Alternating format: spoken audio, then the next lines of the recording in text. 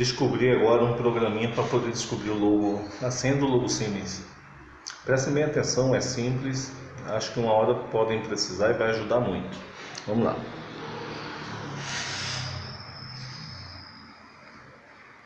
Vou tentar abrir aqui.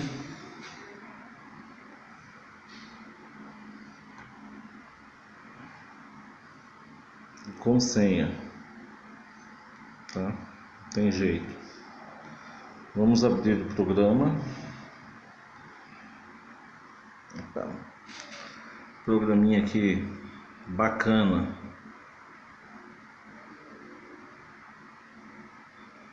Selecione aqui, ó, USB serial. Dá 2 cliques, abre essa subtela. Precisamos configurar aqui, ó,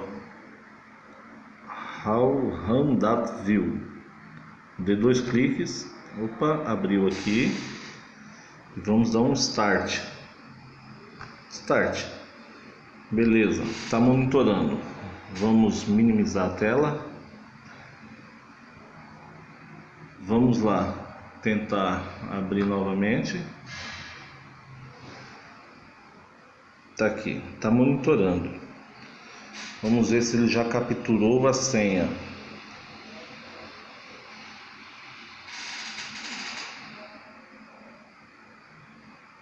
Houve um erro. Vamos minimizar novamente. E vamos tentar abrir de novo.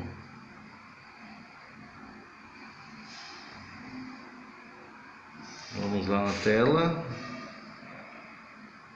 ver se ele capturou a senha.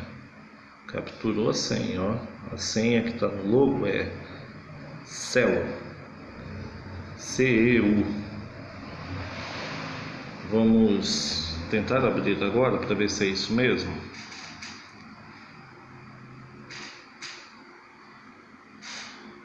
CEU.